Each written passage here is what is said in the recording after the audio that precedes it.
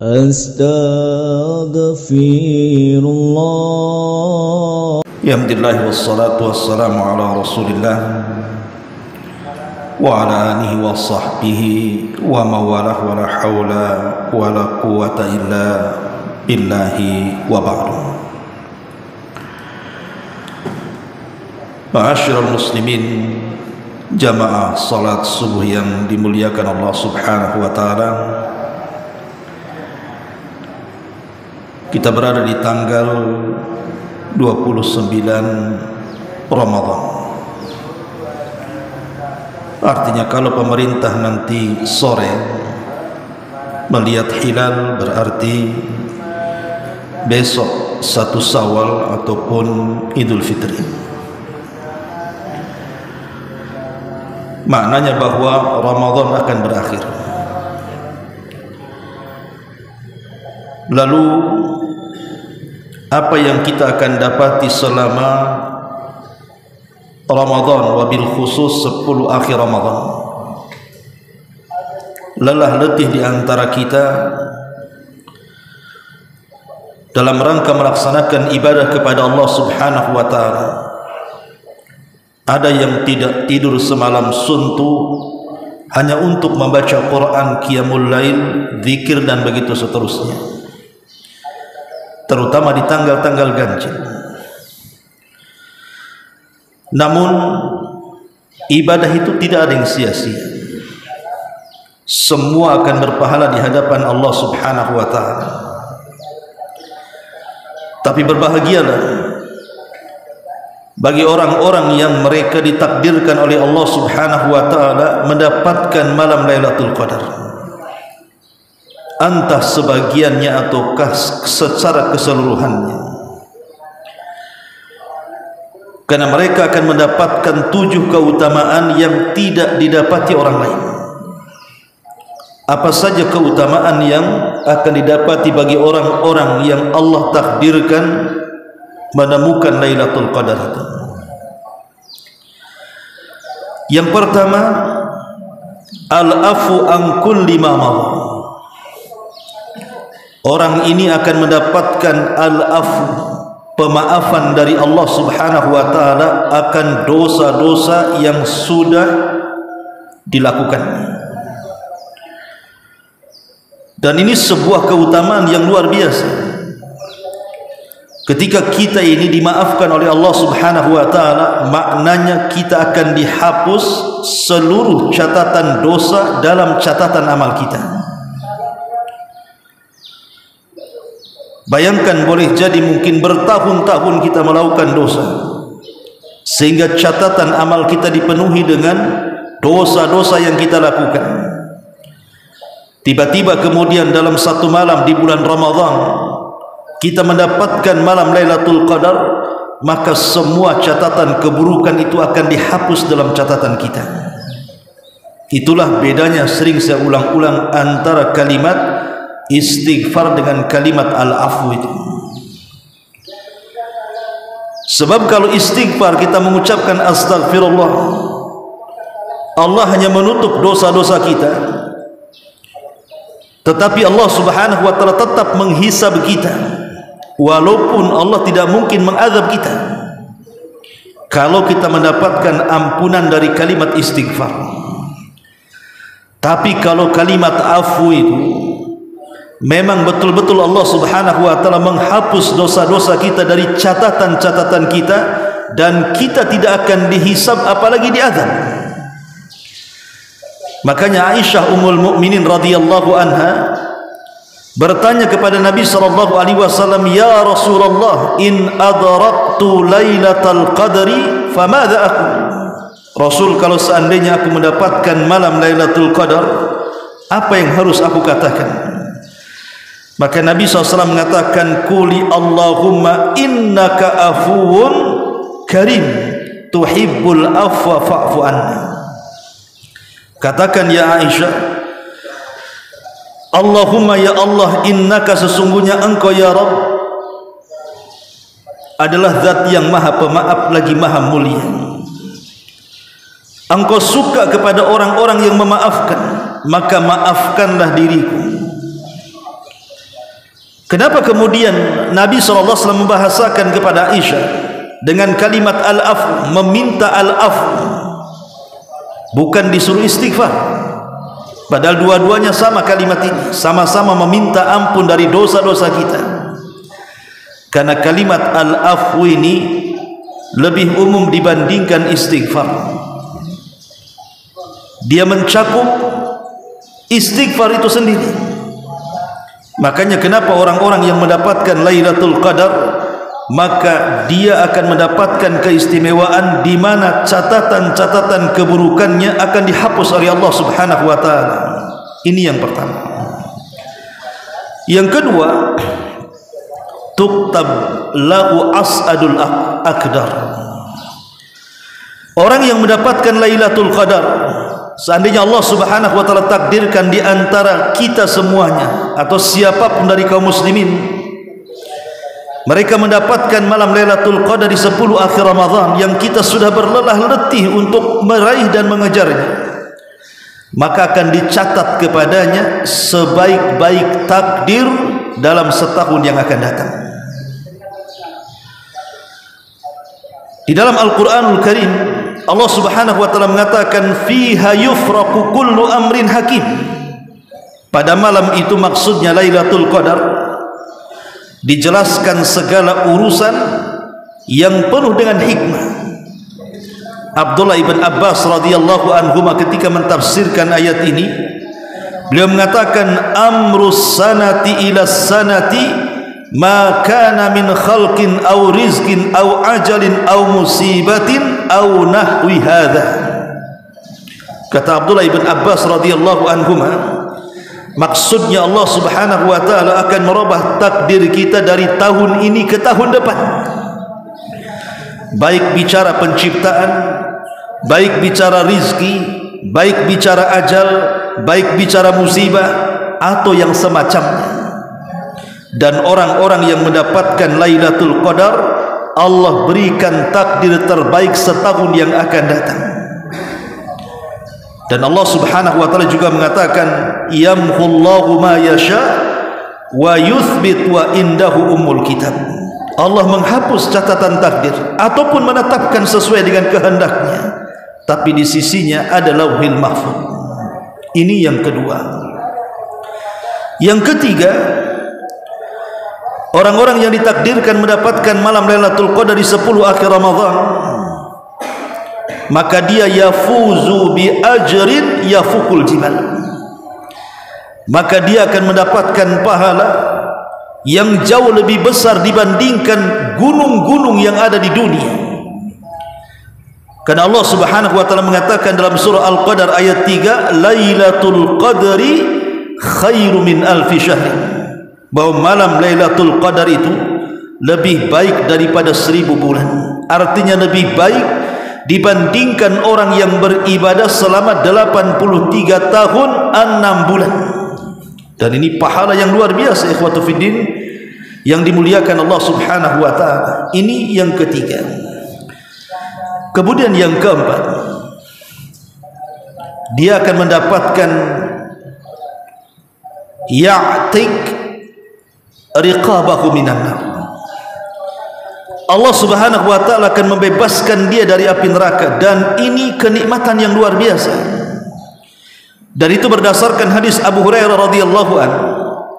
Nabi sallallahu alaihi wasallam bersabda, "Lillahi utaqa'u minan nar wa dzalika kulla lailatin min Ramadan." Sesungguhnya Allah Subhanahu wa taala itu akan memerdekakan di antara hamba-hambanya, akan membebaskan di antara hamba-hambanya dari api neraka pada setiap malam di bulan Ramadan. Dan kita tahu bahwa 10 tengah jauh lebih baik dibandingkan 10 awal, dan 10 akhir lebih baik dibandingkan 10 tengah.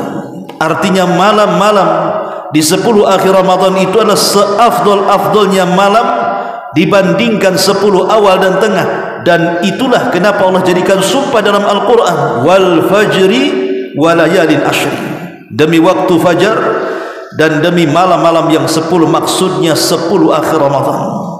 Disitulah Allah Subhanahu wa taala akan memerdekakan hamba-hambanya dari api neraka. Maka bahagialah orang-orang yang mendapatkan Lailatul Qadar kalau Allah takdirkan dia satu di antara sekian manusia yang ditakdirkan tidak akan masuk neraka.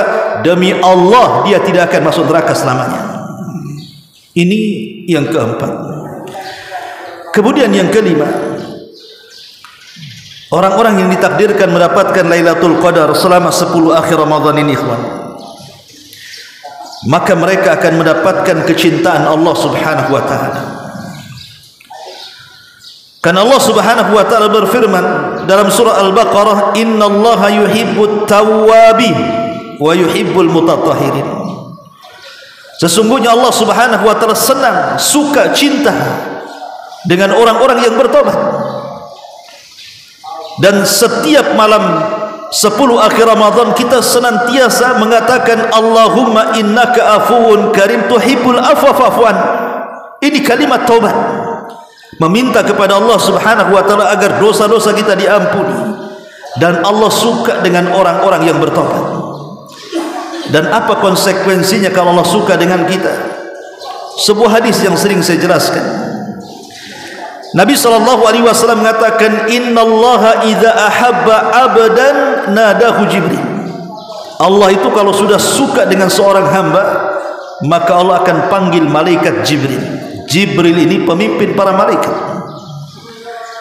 Faqala, maka Allah mengatakan kepada Jibril, Inni uhibbu fulanan fa'ahibbahu ya Jibril.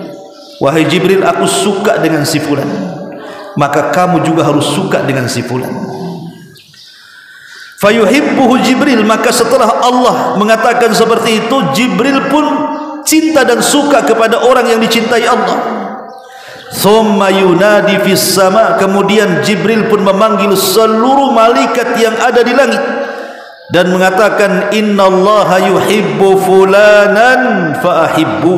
Wahai malaikat-malaikat Allah, dimanapun kalian berada, Allah sudah mencintai si fulan, maka kalian semua wajib mencintai si fulan.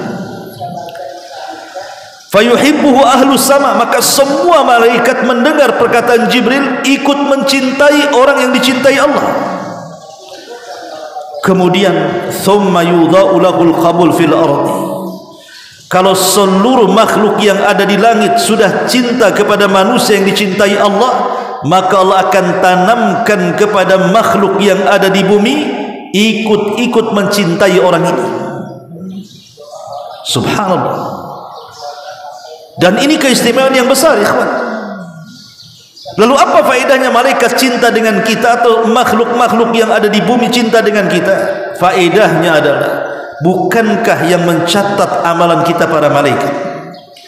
Nah, kalau malaikat cinta dengan kita, tidak mungkin mencatat kecuali kebaikan. Dan apa faedahnya penduduk bumi cinta dengan kita? Karena tazkiyah mereka itu bermanfaat di hadapan Allah, rekomendasi mereka itu bermanfaat di hadapan Allah Subhanahu wa taala. Karena di zaman Rasul ada 2 jenazah yang lewat, yang satu jenazah dipujinya, yang satu jenazah dicelanya. Kemudian Rasul mengatakan wajibat, wajib keduanya akan mendapatkan. Sahabat bertanya, apa yang mengatakan Anda wahai Rasul wajibat? Keduanya wajib akan mendapatkan itu. Maka Rasul mengatakan, adapun jenazah yang pertama yang dipuji manusia, wajibat lahul jannah, maka dia layak masuk surga. Tapi jenazah yang dicela manusia, wajibat lahun nar, maka dia dipastikan masuk neraka. Lihat, rekomendasi orang-orang baik di dunia ini menjadikan keberuntungan bagi kita. Dan orang-orang yang mendapatkan malam terbaik dalam 1 bulan di bulan Ramadan ini, maka mereka akan mendapatkan predikat kecintaan Allah kepadanya. Ini yang kelima. Kemudian yang keenam, bahwa orang-orang yang mendapatkan malam terbaik di bulan Ramadan, Lailatul Qadar di 10 akhir Ramadan ini, yang sudah lelah letih dihabiskan untuk beribadah kepada Allah Azza wa Jalla, maka insya Allah Subhanahu wa ta'ala akan masukkan dia ke dalam surga. Karena ada ayat yang mengatakan, faman zuhziha 'anil nar wa udkhilal jannah faqad faz wa mal hayatud dunya illa mata'ul ghurur. Ketika orang ini dibebaskan dari api neraka, dan di bulan Ramadan ada orang-orang yang dibebaskan dari api neraka, kalau dia sudah terbebas dari api neraka, masuknya ke mana? Masuknya ke surga, karena di akhirat cuma ada 2 tempat saja. Kalau tidak masuk neraka, ya masuk surga. Dan surga itu adalah tempat yang Rasul katakan, a'dadtu li ibadis salihin ma la 'ainun ra'at wa la udhunun sami'at wa la khatara ala qalbi bashar. Kenikmatannya tidak bisa dilihat mata, didengar telinga pun tidak, terlintas dalam pikiran pun tidak bisa. Saking indahnya. Dan yang terakhir, ini yang paling penting, dia akan mendapatkan redha Allah Subhanahu wa ta'ala. Ketika seorang hamba itu dimaafkan oleh Allah Subhanahu wa ta'ala, berarti dia akan mendapatkan redhanya. Ketika Aisyah radhiyallahu anha diajarkan Nabi sallallahu alaihi wasallam untuk membaca Allahumma innaka afuwun karim tuhibbul afwa fa'fu anni, kemudian terus kita baca ajaran yang diajarkan Rasul kepada Aisyah dan kepada kita semuanya, dan Allah takdirkan kita dimaafkan oleh Allah Azza wa Jalla, berarti orang-orang yang dimaafkan Allah secara otomatis dia akan mendapatkan redha Allah Subhanahu wa ta'ala. Dan kalau Allah sudah redha kepada kita, maka Allah tidak akan pernah murka selamanya kepada kita. Dan kalau Allah tidak murka selamanya kepada kita, berarti apapun yang dihajatkan kita, Allah akan kabulkan untuk kita. Namanya ridha. Dan itulah yang kita cari di dunia, keridhaan Allah Subhanahu wa ta'ala. Sebagaimana Allah mengatakan dalam surah Al-Bayyinah ayat 7 sampai 8 itu, innal ladzina amanu wa 'amilus shalihat ulaika hum khairul bariyah jazaohum inda rabbihim jannatin tajri min tahtihal anhar khalidina fiha abada radhiyallahu anhum wa radu an dzalika liman khasyiya rabbah. Orang-orang yang beriman dan beramal saleh, maka merekalah sebaik-baik manusia. Balasan mereka sorga-sorga Aden yang mengalir di bawahnya sungai-sungai, dan mereka akan dikekalkan selama-lamanya. Allah redha kepada mereka dan mereka pun redha kepada Allah. Itulah bagi orang yang senantiasa takut kepada Rabbnya. Ma'asyiral muslimin yang dimuliakan Allah Subhanahu wa ta'ala, inilah 7 perkara bagi orang-orang, atau kebahagiaan bagi orang-orang yang sukses dan berhasil menghidupkan 10 malam akhir Ramadan. Maka berbahagialah walaupun kita lelah letih selama 10 akhir Ramadan. Ada yang beriktikaf, ada yang menghabiskan salat malam, ada yang menghabiskan dengan tarawih, ada yang menghabiskan dengan zikir dan doa, baca Quran dan sedekah dan begitu seterusnya. Tapi lihat bagaimana tidak ada yang sia-sia, semua ada balasan di hadapan Allah Subhanahu wa ta'ala. Ma'asyiral muslimin yang dimuliakan Allah Azza wa Jalla, sebagai nasihat akhir, kalau Allah Subhanahu wa ta'ala takdirkan besok Idul Fitri, artinya kajian subuh Ramadan ya, sampai di sini. Tapi bukan berarti kemudian tidak ada kajian setelah Ramadan, tetap ada.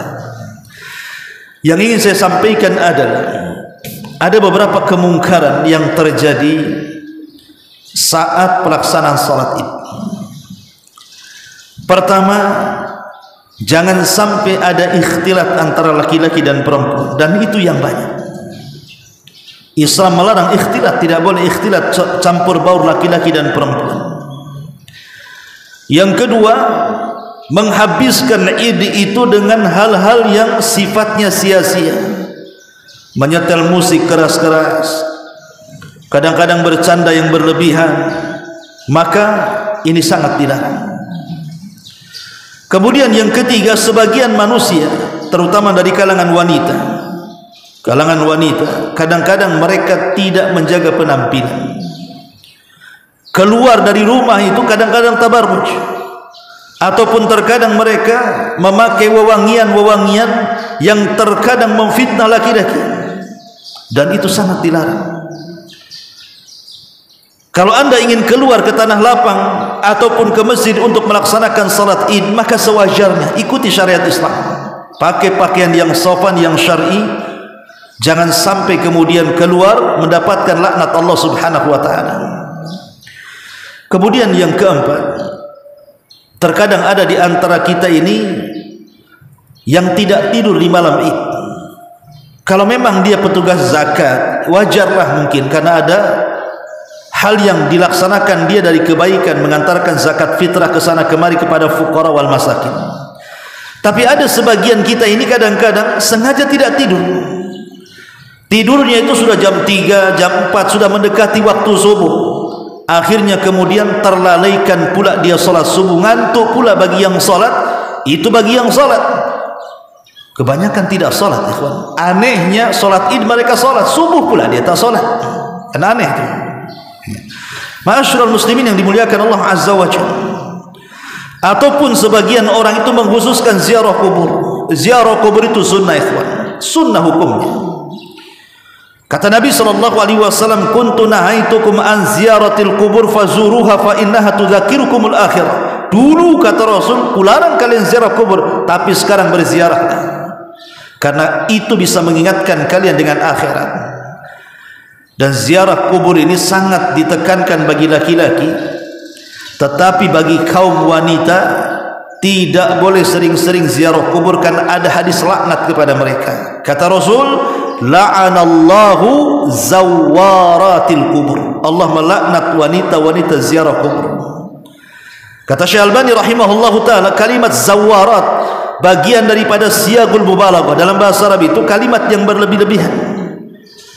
Berarti yang dilarang itu yang berlebih-lebihan. Kalau sekali dua kali tidak ada masalah. Tapi bagi laki-laki maka sangat disunnahkan kapanpun. Tapi jangan dikhususkan, karena mengkhususkan sebuah ibadah itu perlu dalil. Ini yang selanjutnya. Kemudian juga al-israf, kemudian wat-tabdzir. Yang nomor 6, terkadang di antara kita ini israf wat-tabdzir, menghambur-hamburkan harta, menghambur-hamburkan dunia, kan, menghambur-hamburkan makanan. Maka ini juga dilarang. Coba kita lihat, ada orang-orang yang kadang-kadang bertamu maaf, kemudian diberikan minuman kaleng atau apa, kadang-kadang kemudian diminum sedikit dibuang. Tabdzir, ikhwan, tidak boleh. Karena bagaimanapun Allah Subhanahu wa taala mengatakan, kalau kita melakukan hal yang seperti itu, kita ini sama dengan temannya syaitan itu. Maka hindari tabdzir ini. Kalaupun diberikan minum ya secukupnya, jangan sampai dibuang, atau makanan jangan sampai dibuang. Karena Idul Fitri ini kadang-kadang dijadikan momen membuang-buang makanan dan minuman. Maka ini sangat dilarang, tidak boleh. Kemudian juga ada sebagian orang yang mereka malah bahagia dengan berlalunya Ramadan. Bahagianya itu aneh. Kenapa? Karena sudah tidak puasa lagi gitu. Jadi bahagia terbebani dengan ibadah. Kan aneh itu, terbebani dengan ibadah, malah senang keluar Ramadan itu. Alhamdulillah udah enggak puasa lagi, enggak lapar lagi gitu. Alhamdulillah enggak tarawih lagi, enggak capek lagi, enggak itikaf lagi. Ini kan kebahagiaan ngawur, ikhwan. Ulama salaf itu sedih apabila berlalunya Ramadan, karena mereka sudah tidak ibadah lagi di bulan Ramadan. Makanya masyaallah muslim, ada sebagian orang itu yang senangnya itu aneh gitu ya. Malah senang ketika mereka sudah tidak beribadah lagi di bulan Ramadan. Dan ini kemungkaran luar biasa. Termasuk juga salah mengucapkan. Apabila berjumpa dengan orang itu bukan saling mendoakan sebagaimana kebiasaan para sahabat. Kalau berjumpa itu taqabbalallahu minna wa minkum, maka jawabannya juga sama, taqabbalallahu minna wa minkum. Ini doa ditiadakan, kalimat yang lain pula kemudian ditampakkan. Ketemu kawannya kosong-kosong ya. Apa maksudnya kosong-kosong ini? Ya. Maksudnya mungkin ya kita nggak ada lagi dosa. Ya. Ini kan kalimat-kalimat apa kosong-kosong ini maksudnya? Minal aidin wal faizin. Ya, mohon maaf lahir batin, bagus kalimat ini. Tetapi yang lebih bagus lagi adalah taqabbalallahu minna wa minkum. Karena ini doa masalahnya. Ya Allah, terimalah amalan kami dan amalan engkau selama Ramadan. Maka dijawab juga, ya Allah terima juga amalan kami dan engkau juga. Kan enak tuh bahasa itu. Dan itu memang sahabat Nabi SAW memang seperti itu tradisi mereka. saling mendoakan sesama mereka, dan ini yang harus dipahami. Kemudian juga sebagian orang juga yang parah juga bukan hanya subuh lewat, Id aja mereka tidak mau datang ke sholat Id. Ya mungkin karena malamnya begadang, kemudian tidur bablas gitu ya, akhirnya bangun jam 9, ya sudah bubar lah orang di tanah lapang tuh. Alasannya udah buyar. Ya bukan masalah udah buyar, kamu tak datang. Maka ini juga kemungkaran yang terjadi saat Idul Fitri itu. Mereka sudah tidak subuh, sebagian mereka juga melaksanakan sholat Id lagi, sebagian mereka pun kemudian berhura-hura, kemudian sibuk bukan bersilaturahim, sibuk menentukan kemana kita rekreasi kita. Akhirnya apa? Oh, ke pantai ini, semua orang ada di situ. Di situ kemungkaran macam-macam. Ikhwatul fillah muliakan Allah azza wa jalla. Jangan sampai ibadah sebulan full kita lakukan dari puasa kita, tiba-tiba kemudian dihilangkan dengan maksiat di tempat-tempat rekreasi. Kalaupun kita harus ke tempat-tempat seperti itu, carilah yang sedikit madaratnya, dan kalau bisa jangan serentakkan begitu. Cari hari yang lain yang sepi. Kenapa mesti jadi satu di situ? Dan kebanyakan tidak lepas dari maksiat, yang buka aurat, yang macam-macam di tempat-tempat rekreasi itu, naudzubillah. Kemudian juga ada sebagian orang yang di malam Id itu mereka menyalakan api dan begitu seterusnya. Maka ini termasuk adat dari adat orang-orang Majusi, dan banyak lagi. Dan saya ingatkan bagi yang belum melaksanakan zakat fitrah, maka segeralah melaksanakan zakat fitrah, karena itu bagian kesempurnaan puasa kita. Bagi yang ingin sempurna puasanya, zakatlah dengan fitrah. Karena Nabi SAW mengatakan zakat fitrah itu tuhratan lis-shaimi wa tuhmatan lil masakin, sebagai pembersih bagi puasa kita dan sebagai pemberi gembira kepada para fuqara dan para masakin. Jangan sampai di Idul Fitri ada orang-orang Islam itu yang meminta-minta karena tidak ada makan. Maka kesalahan berat adalah ketika kita tidak mengeluarkan zakat fitrah padahal kita sanggup, kecuali kalau tidak ada yang dimakan, maka lain ceritanya. Tapi zakat fitrah selama apa yang ada pada kita dan apa yang bisa dimakan itu, maka lebihnya kita harus zakat fitrah. Pamannya awalnya saya tidak punya beras karena saya miskin. Tiba-tiba tetangga kiri kanan ngasih beras banyak, maka yang tadinya tidak wajib zakat jadi wajib zakat karena sudah ada beras kan. Ya, maka jangan sampai kemudian kita tinggalkan ibadah zakat fitrah ini. Dan tentu setelah Ramadan ada namanya puasa Syawal. Puasa Syawal ini penting, karena puasa Syawal ini Nabi SAW mengatakan, man sama Ramadan thumma atba'a sittan min Syawal kana kasyami dahrin. Siapa yang puasa Ramadan diikuti 6 hari puasa Syawal, maka seolah-olah 1 tahun kita puasa, ikhwan.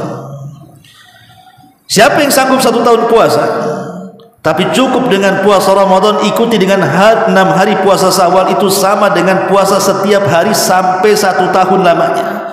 Dan ini keistimewaan yang luar biasa yang Allah Subhanahu wa taala anugerahkan kepada kita. Wallahu a'lam bishawab. Subhanaka wa bihamdika asyhadu an la ilaha illa anta astaghfiruka wa atubu ilaik.